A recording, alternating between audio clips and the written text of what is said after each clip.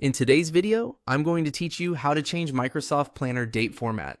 If the date format in Microsoft Planner doesn't look the way you want, the easiest way to adjust it is usually by changing your browser language settings.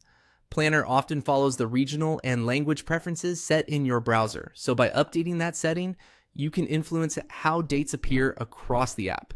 To begin, open your browser and look to the top right corner of the window.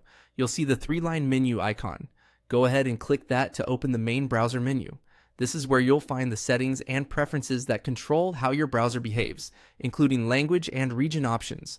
Once the menu opens, look near the bottom and click on Settings. This will take you to the main settings page for your browser. Depending on the browser you're using, the layout may look slightly different, but the general process is very similar.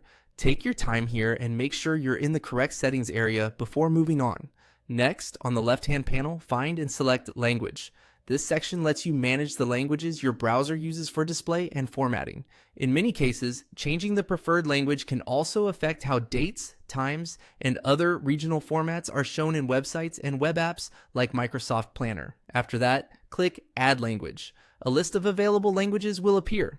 From there, choose your preferred language carefully. If your goal is to change the date format, select the language or regional variation that matches the format you want to use. For example, some language settings display dates with the month first, while others use the day first. Picking the correct regional version is important if you want the formatting to update properly. Once you've added your preferred language, you may need to move it to the top of your language list or make it your primary language, depending on your browser. In some cases, you may also need to restart the browser before the changes fully apply. After that, go back to Microsoft Planner and check whether the date format has updated. If you don't see the change right away, try refreshing the page or closing and reopening Planner. Small delays can happen while the browser applies the new regional settings. And that's how to change the Microsoft Planner date format by updating your browser language settings.